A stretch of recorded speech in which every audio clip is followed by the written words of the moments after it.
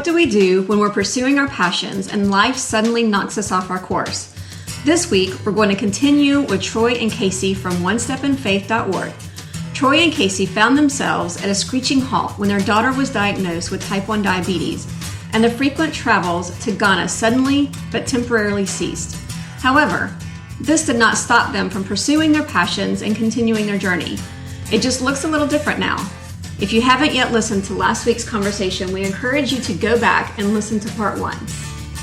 Also, if you're listening on iTunes, we would love it if you would leave us a review, so we can help encourage more people to cultivate their passions. The more who like us, the more who will find us. Please feel free to hit pause right now, go leave us a review, then come back and listen to the rest of Troy and Casie's story. Here's a little recap from where we left off last week. The couple, the gentleman, Charles, that went with us on the day that baby Jan was rescued, calls and says, I want to know why you didn't ask me if I would be a caretaker. You know my wife and I have been wanting to have children. This is April. And this is Tiffany. And you're listening to the Tea of Life podcast. It would bless us to be involved. And I'm like, really? Okay, first of all, Charles is in his 60s as well. And so they'd never had children. And which in their culture is huge, right? Having kids is like currency and where you stand. And so, but he is huge. I mean, his love for the Lord and their part in this. Well, anyway, so they took him in and I mean. Been loving on that baby since. They love him. He is theirs. And if they could be in a position to adopt him, they would. But supporting him and adopting him and so we have some other things that we're praying about as a ward, what to do, and talking through. His immediate next need, of course, is he needs to have surgery again. Those shunts, they outgrow them and different things like that. And so he did have another MRI. The doctor reviewed it. He feels like it's maybe, what's the word? Kinked. That's the word. Pretty good. So he can see some more fluid still in the brain and things like that. So he doesn't talk. He doesn't communicate. I mean, his life is a disabled child at its epitome. But his life started with children were still being murdered, right? If they were born and deemed a spirit child. Then you have another woman that comes and she hears the story, comes knocking on Dave and Ellen's, knocking on Lottie's door and then to find Dave and Ellen because she had heard that they're in country. And said, these people who came here and rescued him, I have a baby, my son. They said he's a spirit child and my husband wants me, the short version is my husband wants me to put him to death and I can't do it. I want to stand in the gap. They're Muslim and he left her because she wouldn't do it without, left a few prints along the way. And she has at the time, she has a young boy at home and this child, and we said, absolutely, let's do it. Let's start with step 1. Like, by the way, by then we've filed some paperwork because in order to do the medical, we absolutely want to be taking in donations because it's expensive and we don't have enough money to fund all of that too. And how are we going to do that? So we have to go and get donations. And so we're becoming a little bit more legal. And Once Upon Faith is actually filed with the IRS and pending, all that kind of stuff. And now we have another one coming in. Okay, Lord, just lead us. Let's start with square one. Let's find out what's going on with our son. And then Ellen calls and says, so he doesn't have a frontal lobe. So it's like hearing that story, doesn't have a brain. And so all of a sudden in this moment, I'm like, okay, so her and I are kindred because I know exactly in that moment what she feels like. And if you are a Ghanaian woman who has a disabled child in general, but like this child will not have a life that in their standards that's worth much because without a frontal lobe, he can't ever function. She will always have to care for him. He is 4 years old and she still backs him, which means wraps him and puts them on her back. Okay. And we have this picture of her weaving just from September with him tied to her back. Just a 4-year-old child. Just think of the weight of that. And she's pedaling on her little thing, weaving. But this woman's got so much joy. I can't even tell you. I just love her. She is. Well, and now her passion is being an advocate for other mothers that have disabled. It's just amazing. I mean, God is just, it was paying it forward right there. So in August, a new child came. Yeah. And we needed her help to help this mom through. And so she did. And she jumped on it. It's like that was the sealing, the envelope of her healing, so that she could help this mom kind of enter into the envelope of hers. And so they bike together to physical therapy. They call up their cars, that kind of thing. And they're sharing life together and allowing Jolia to go with baby Y and brother A. Those are her two kids. Brother A is another fruit, all because of baby Gian. Really? Brother A he had Hep B, and in that country we struggled, Dave and Ellen, all over trying to find him a doctor that'd be willing to treat him. And they say, why bother? Well, because it's so common. Everybody has it, so why bother? And why bother? Because his lifespan will be truncated by like 60 years. Then he'll live till he's 30 and then have no life. That's why he'll be so sick.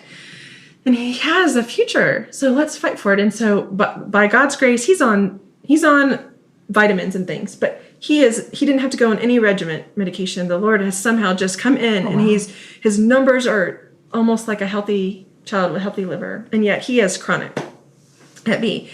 And the thing is, after seeing and being loved on, and Dave and Ellen constantly going and checking in and spending life with them, she came to Lottie and said, so these people, they're Christians, right? Because, by the way, they don't sit there with them and say, and so you need to have Jesus in your heart or I'm going to stop helping you. Oh, no, none of that. And so I want to know more about this. And so through Underground and whatnot, she is a Jesus follower and her son are Jesus followers. And she beams the Holy Spirit, just walking up to her. Ellen used an expression with me once about someone saying that this moment when you get this weird kind of rush over you and it's the Holy Spirit in them kisses the Holy Spirit in you. Every time I see her in that moment, you feel that because you just know. And she still lives in a Muslim home, so her community is still Muslim. Mm-hmm.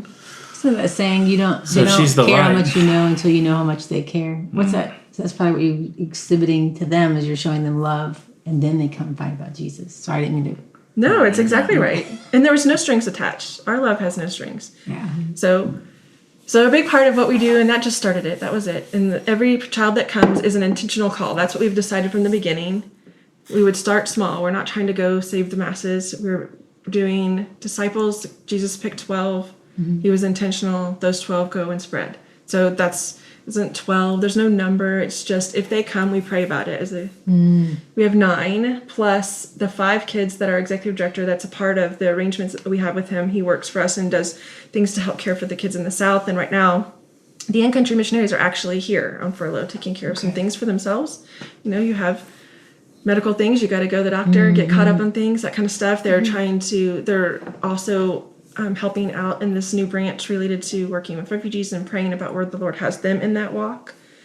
So they're doing some work in outside of Atlanta and Clarkston, and so they're doing different things with English as a second language and whatnot while they're home, because you don't ever want to stop.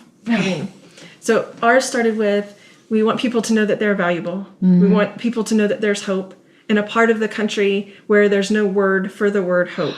It isn't in their language, and so trying to put your arms around how do you plan for dreams and vision when you don't even have a word for hope in a place that isn't very hopeful, and that to feel like Jesus is responsible for every blessing that you have, and to thank him for all of the littlest pieces. Don't thank us. So one step in faith, like you said, you have there's on the site, there's 7 children. That was back in 2013 probably. I know you're updating the site. So so we're at 9 now. 9, right. So there's 9 now. And you pray about, I'm sure there's lots of kids. Like you said, you pray about what resources you have, what kids you can take in. And so that's your main focus is spirit children, or are you also taking those who from the lake? I just went to the lake and enslaved. Yeah, so spirit at risk. And then, of course, if God brought us trafficked, we're ready. Okay. We're ready to do it. What do we need to do? But it's strange. He hasn't quite at risk to be trafficked. Wow. Okay. But trafficked already? Not yet. Okay. the other thing Well, is... and I'll say this. There's a lot of organizations from America and the UK that deal with the traffic and the enslaved in Ghana. I think, for the most part, I think God has that covered. And we actually thought we were going down that road. God doesn't have anybody in place besides us. We'll taking care of the mentally and physically handicapped and the spirit in that niche. Exactly. So in that specific place, because there are others, but not there, not in this town. So we feel honored. I mean, we feel honored that we got that call. And I think that's the way I just wrote, and you honor Violet. And she's honored through this. I just think that's a beautiful story. How her part to play is moving you into it's this. real to them too. This last trip, I took with me castings of her feet and pictures of her, so that when I sat with Julia, I'm like, I've shared with you, right? And so just to tell you, it's hard to really visualize. Is that possible? Could you really? Because there's this saying all the time: if you, if you want to get closer to God, be around us, because we are closer to God than they are, and it's terrible, and I don't like it, and so constantly wanting them to know that we're equal, and I'm sorry that you have been led to believe that, but that I too could have a child that's like that. And by the way, I don't think that I'm a stigma. I don't feel like if you get to know me, that you're at risk to having that happen to you. I believe that God gave me her, and she is a gift to me, that it was the best thing that happened to us. Didn't feel awesome to experience, but it is the best thing. And so I needed you to see, Jolie, I need you to see that she was real. So I brought these things to share with you. And so her little teeny tiny feet, and how with her anomaly, she had 6 fingers on each hand and 6 toes on each foot. Mathematician. Bam! It's not 10. Yeah, Uncle Todd said from the beginning, man, she's going to be good at math. So a few years ago, you guys actually got maybe like a little bit of a setback with one of your own children actually being diagnosed with type 1 diabetes. Yes, ma'am. Yeah. So how has it been with traveling and doing all that you do in Ghana and dealing with this at the same time? So initially, it shut us down completely. It did for a year. I think right now we're just starting to get the wheels back spinning, going to Greece. Her endo's like, no, on Africa. He didn't actually say no, but he had much more colorful ways of starting to explain to us that she's not through puberty and her levels aren't stable, and a bunch of all the different reasons that all boil down to, what are you thinking? Like, that is no. And you're not even in like a big city. No. Mm-mm. And the Lord had been putting the refugees in Syria on our hearts really bad. More my wife than me, because, when I think Middle East, I think bearded guys and turbans. I'm kind of seeing a pattern here. Yeah. That's what we said too. We believe that the Lord, because I am such an introvert, he has to prepare me first so that when it happens, I'm not afraid. Okay. That's what we figured. Because then when it gets into the details of what is the foundation of it, then all of a sudden he explodes, right? But your issue was, we're not going to stop working in Ghana. No, I didn't say that, honey. I didn't say we're stopping in Ghana. That's what it boils down to. We can't do both. I'm like, no, it doesn't boil down to that. So the one who didn't want to go in the first place is now not wanting to leave. Absolutely not. No, absolutely not. And although you may not like that I do this, I'm going to say this. So his mother moved there. Oh, yeah. To Ghana. She did. She lives there now. Oh, wow. That's awesome. There's a lot of stuff that she's doing that's not exactly, tied to what we're doing, right? But one of the villages that we build a relationship with, that's what she's doing and feeling called to it. So you talk about passion, driving, and just the story getting out, people feeling called. She wasn't a big advocate in the beginning. I mean, you tell someone I'm feeling called to go in Africa, and they look at you funny. But if it's your parents, they panic. So she did, and she'll be the first to tell people. She was not 100% on board, but so she's there. My mother threatens me almost daily that I cannot move to India. To go back. Right, we live right across the street. She's like, every time I say something, she's like, you're not going back there, are you? I mean, she loves to visit. She loves people. I'm like, no, I'm good here for a moment. Yes. My mom takes big deep breaths. Has come to a really beautiful place, all of them, through all that we had been through of, you need to do what God's calling you to do, and we see that now. But so the next journey is our daughter has type 1, and it threw us upside down and sideways. And what does that mean about our ministry, and how do we do it? And now we can't. And then we had a whole year and a half, almost 2 years, the way that the dates fell, that we didn't even travel to Ghana. And how do we how do we maneuver the fact that, by the way, type 1 diabetes is really expensive? Mm-hmm. How about that? Like, wow. I'm really sorry. All those people out there in the world who have chronic illnesses so did not really appreciate what you go through here in the United States. And we have insurance even. Right. And that's, wow.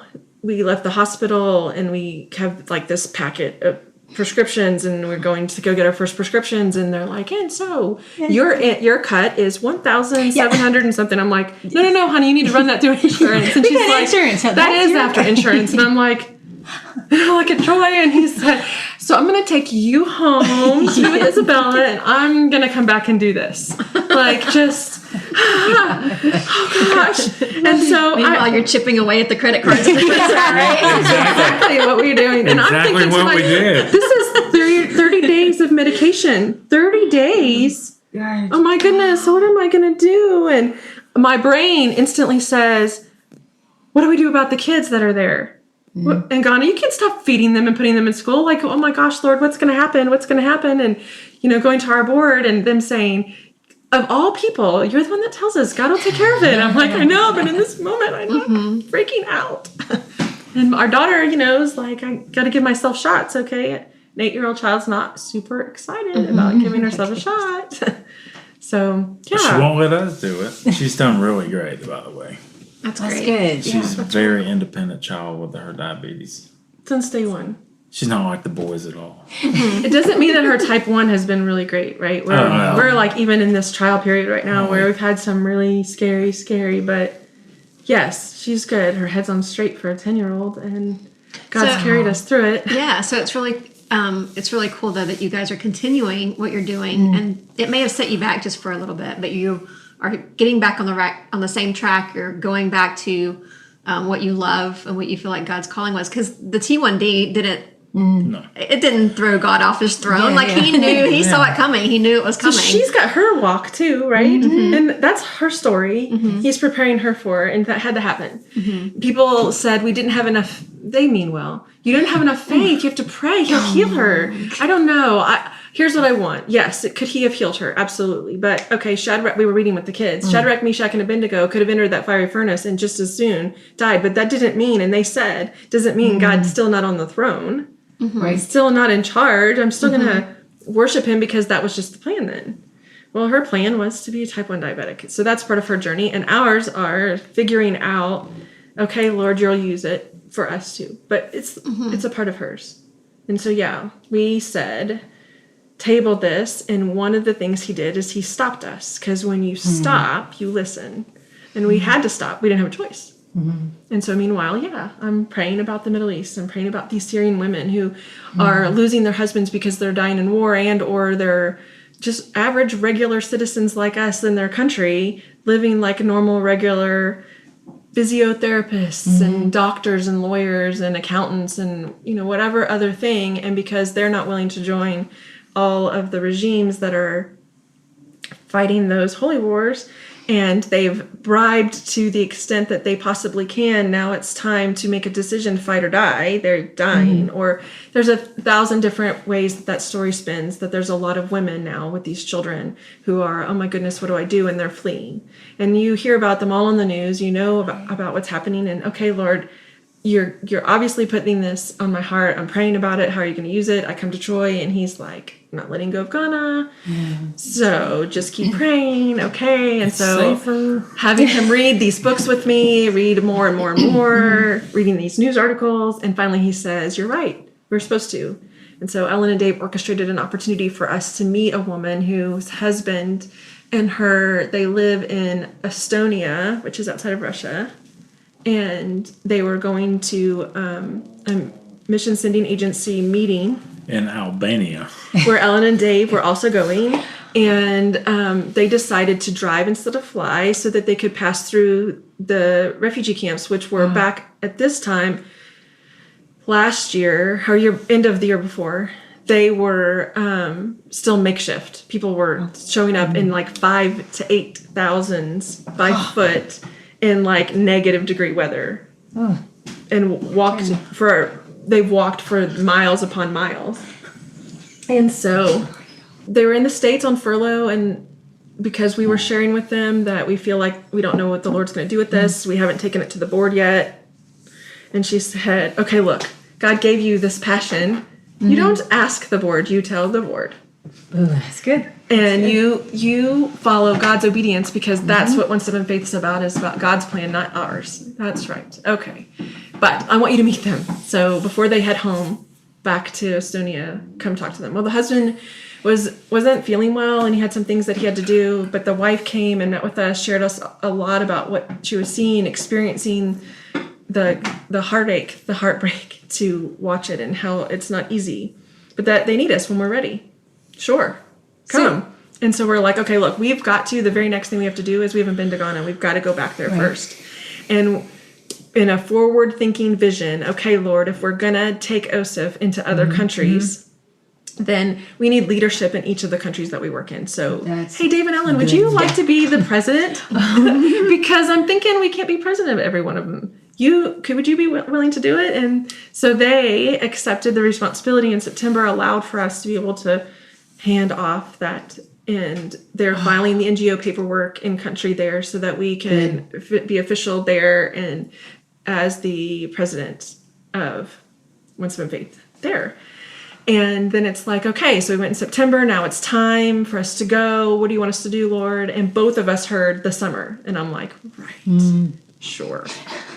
And it's also another one of those prophetic things, because when I first started saying and praying, okay, where are we going to go? He's like, well, I think we're going to go. This was before we even went to Ghana in September. I think we're going to go to Greece and the Greek islands. I'm like, because our running joke is we ran away to get married, by the way. Not run away like we never told our parents. Okay. And so we just, everybody knew we were going to go. So we ran away to get married. But I always said, that's okay. We didn't have the official wedding. But on our 20th, I want to go to Greece. That's where I want to go. So I said, you're just doing that because our 20th is this year. And so I'm like, you just want to somehow have some fantasy that we're going to experience refugees on our Greece vacation. And he goes, I'm telling you it's Greece. And I'm like, sure it is.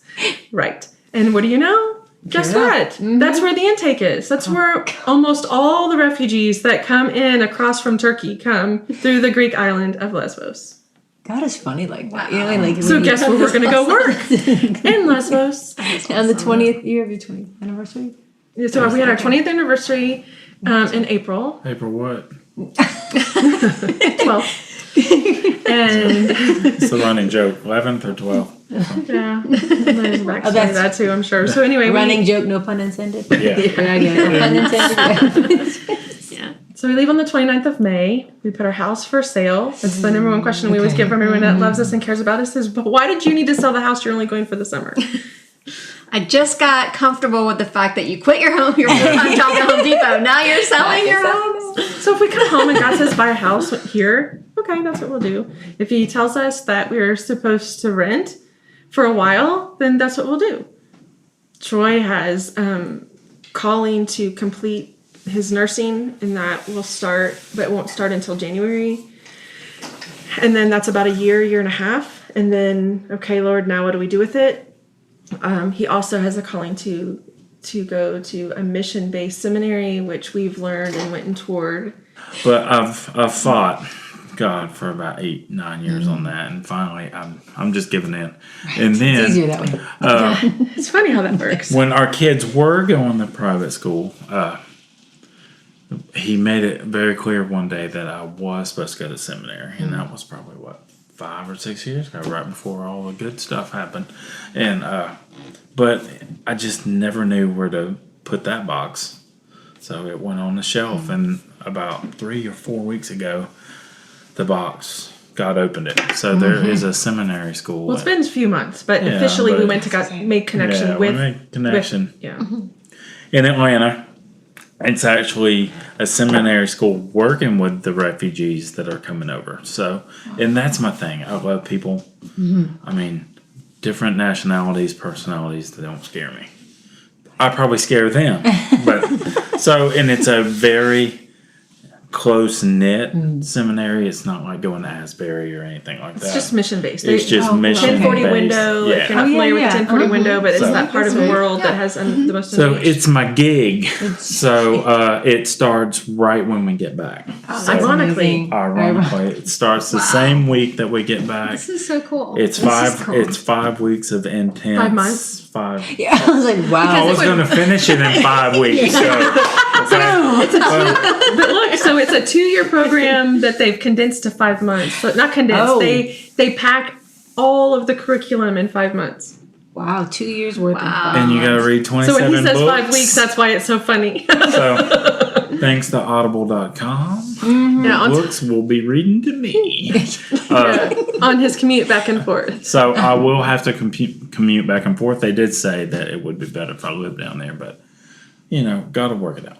Don't worry about it. Well, that's because we don't know. That's what we don't know. We have another girlfriend of mine. She calls us brother and sister. She's Ghanaian. She's here. She's been here about 10 years. We've made connection through Dave and Ellen again, through that's how we know we're all supposed to be in this together.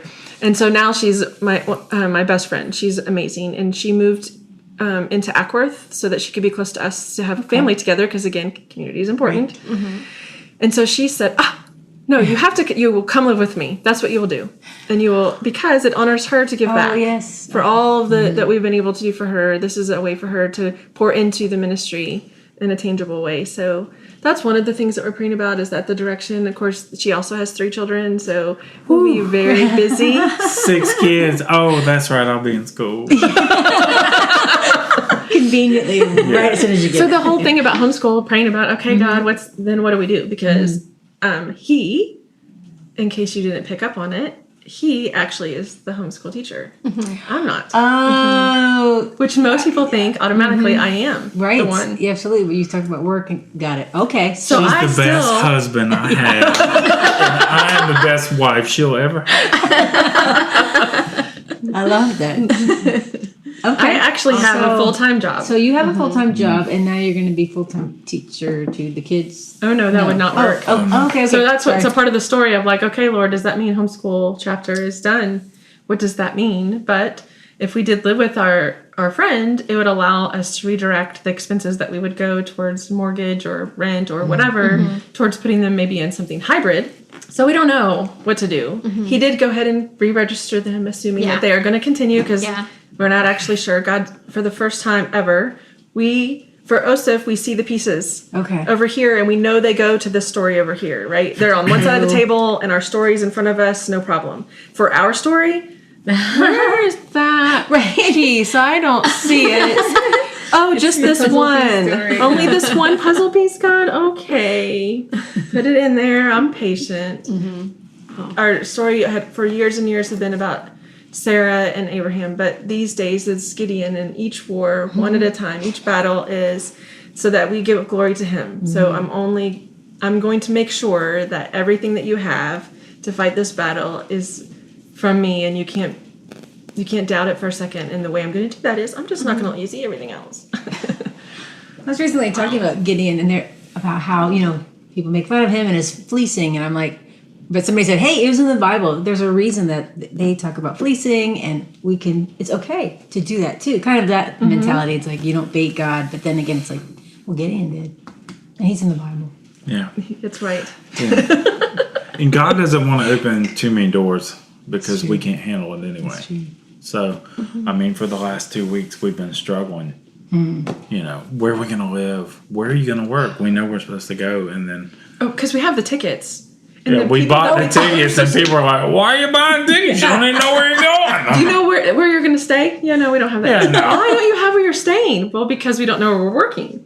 Yeah. So we can't do that. Greece is a big place, by the way. It's very backwards. And it goes on. I mean, God wants you to do what? He wants you to lean on Him in your faith, right? Mm-hmm. So, bam. While we were there, I filled out 3 applications for faith-based work, humanity work. Through a connection. Through another connection that we knew in Ghana.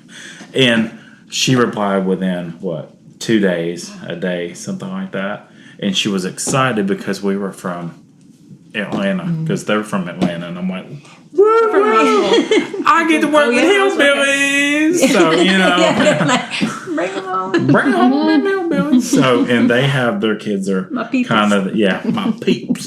Their kids are kind of the same age as ours. And our kids were really struggling if they have basketball goals over there. So I got that question answered. They do have basketball goals. So we will, passion is easy as long as you follow what Lord has on your plate, And you can fight with God, which is a great thing. Most people don't understand. Right. You can fight with Him. He can handle it. His shoulders are pretty big. Yeah. He's going to win. He's going to win. He's the big daddy. But, He'll win. And when you give in, it's you bring up biblical stories. It's mine. The joke around the house has been Jonah. I'm not doing that. I'm going over here. And, of course, that's what Jonah did. Of course, I hope I don't see a whale. Right. Okay? That means the plane's going down. Yeah. No, except that now you're actually going. So it is. I'm on the track now. Yeah. And so we're going to Greece, and he's going to work full-time in Moria camp in Lesbos. And a variety of different jobs. Okay. I think they have so many different things that they need, from construction to they have different shops that they have for me, they were saying even on the weekend if I want to come, because one of the other things is a lot of the organizations are you have to commit full time for X amount of weeks consecutively, and these people are like, oh yeah, let me tell you what, if you're willing to come, no. Just have your wife fill an application. I get that she's not going to be able to commit consecutive days, but if she can come on a Saturday or something, we have a shop. The ladies come in and we let them pick out clothes so they can have some clothes. We take in donations and stuff. So we need to probably go into, for our listeners, how they can get in touch with you, support you. We are revamping our website. And so although you can go out there to www.onestepinfaith.org and follow through to make a difference or to donate, to get information on how to support us. I will tell you that our website in the next couple of weeks is getting a total revamp, refresh kind of publication. So we're super excited. Yeah. And within that, it'll give a better understanding today with the kids that we have today, what it takes to support their education. Okay, good. And what it takes to support their medical needs, what it takes to just do an intake. If we take a child in and they're brand new, it's like $125. That brand new $125 gets us a CT scan, a basic assessment medically where they're at. Because when a kid comes to us, they're usually medical. And it's unusual for us to get a child that just is thrown away and is healthy. And it's not saying it's not happening. Yeah, I'm not saying it's not happening. It's just that the Lord is clear that this is our niche. So if they want to help you out and if they want to donate to you, they would do that through your website? We would like you to pray for them. Then God will lead you on what it is that you would need to do support-wise. We're also looking for people who are interested in, we want each child to have their own prayer team. So if people are willing to partner with one other or more people on a regular basis, at least once a week, whether it's a conference call, you don't have to even be on the same state. We have one team that there's a member in Florida, a couple members in Texas, and they meet. The one in Florida used to live in Chicago.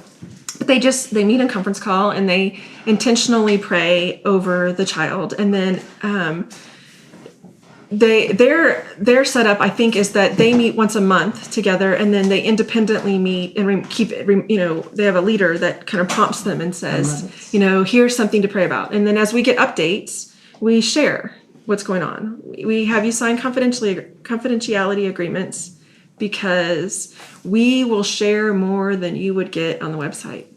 So we're protecting, there's anonymity because these kids are at risk. And so their life can't just be displayed like a lot of organizations. Mm-hmm. So we share a little of their story. You see their picture. You may not get their name, but if you become their prayer, then there's pieces that we're going to say, hey, this is something that's happening today. Can you please pray about it? Right. We've been a little on the quiet side with some of our prayer teams because and I'll be honest, we had one for every team. We need 5 right now. 5 people. 5 teams. Oh, 5 teams. We have 5 kids that are actively in need of prayer teams. A team can be 2. Okay. That's what I'm saying, yeah. I got you. 5 teams. Mm-hmm. 1 or more people come together before the Lord to petition in the court for these kids to say, hey, cover them. Now, here's the other flip side. Okay. The kids and or their caretakers, because if the child is disabled and not really functioning in that way, they are given your names. And they are giving your information, and they are praying for you. Wow, that's awesome, and that speaks value to them as well. They're giving back in the way that they can. You know, I like it. They're sharing community with you in the heavenlies. Sharing community with you in the heavenlies. I'm writing that down. So anyway, that's one of the big things. And then as far as donations, of course we need donations. I mean, that's every nonprofit out there would be lying if they said that wasn't. Yeah, please don't send money. We have enough. It's always a need, right? But I would like to know that people are out there praying, and then you're giving what God is asking you to give, because we believe that all money is God's money. And so we're just appreciative if you allow us to be stewards of the portion that He has given you to One Step in Faith. And if that's the case and that partnership works that way, then it's going to take you praying about what it is that the Lord wants you to do. I love that idea that we can pray for the kids. Yes, like you said, need money, you need donations, yes. But the prayer thing, because people are like, I can give money and then walk away. But to be involved, that's where your heart is, there's your treasure. And people always associate that with money, and I use that a lot. It's not the money. Yes, again, it's needed, but that connection to them, that they're real. That's the other thing that makes us a little bit different, is because we don't have 2,000 kids that were out there just putting out on some little folder that I hand you a picture of. These are real kids with real stories, and they're real. So if you text me, you're a part of a team, and you're like, I haven't heard from you in a while. So what's going on? Oh gosh, I'm so sorry. Yeah, here, hold on a second. Let me fidget through. Let me find. Here's the one from September, and I did just get a call back from Eddie, our executive director. They're re-registered for the next term. Here's what's going on. That just little. Here's real life story, and that's what we want.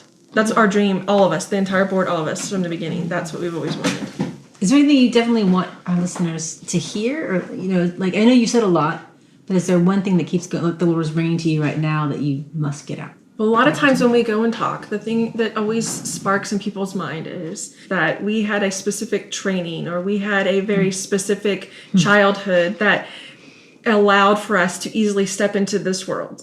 Okay. We came from broken homes just like everybody else. Like nothing was perfect in our childhood. I love my parents, so don't misunderstand. And he loves his. It's not like that. It's just we were all dysfunctional. I don't know how to put that. And we were too. And we didn't grow up in ministry or pastors. We grew up in church, but not in this way. Not to see the world like this.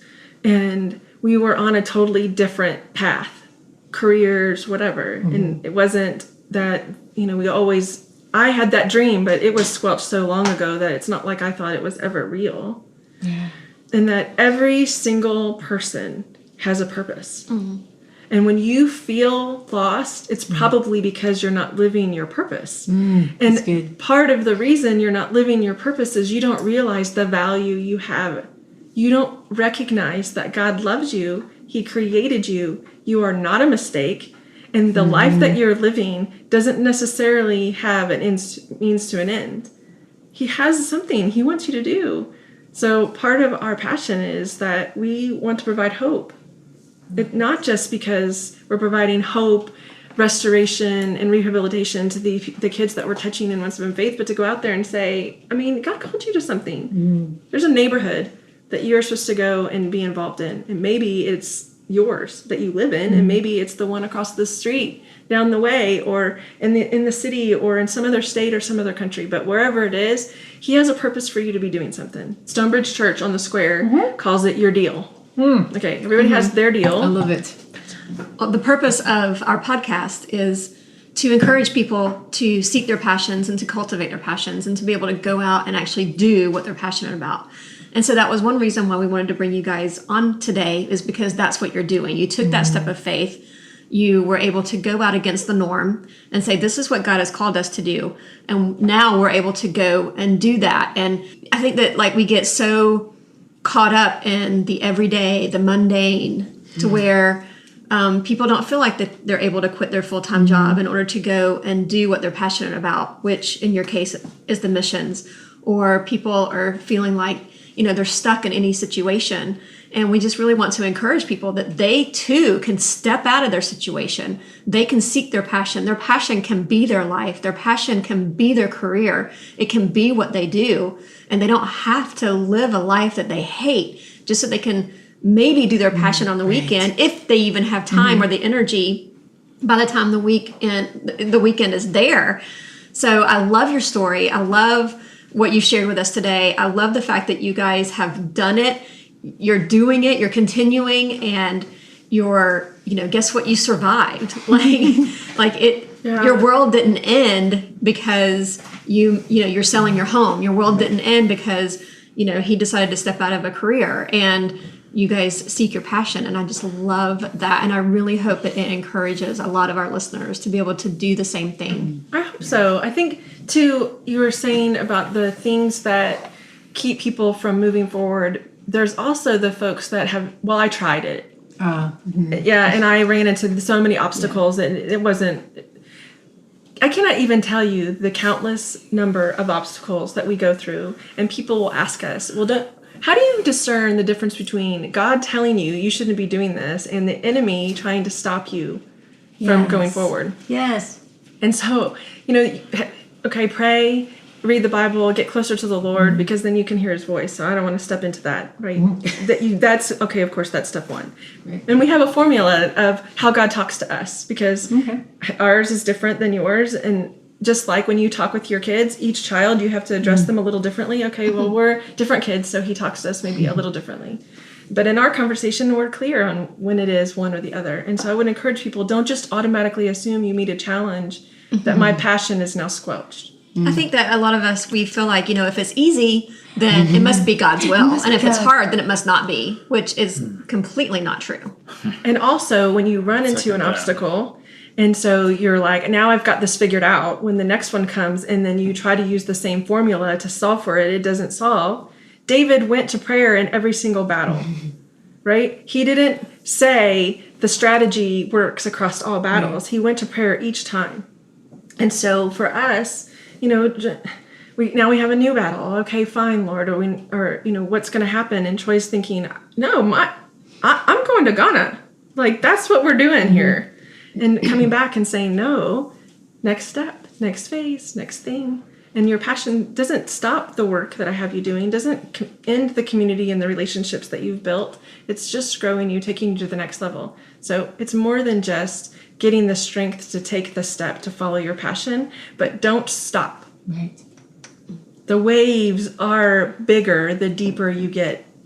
They are. It's probably a sign that you're supposed to keep going. Yes, but so is the exhilaration of the surf on the way in. I know we're getting close to the end on time, and I think we squeezed a lot of juice out of you. But I know that we will come back and we'll hear your story again, because I'd love to have you come back after you come back from Greece. We want to come back and hear about that story. I love it. This is awesome. It could be like the Ice Age movies where there's 10 of them now. No, I'm just kidding. I don't know. The Fast and Furious, where we're up to 8 right now. There you go. We're also, I've talked to the so Katie, he is helping us with our website, one of our directors. And you could really say her name.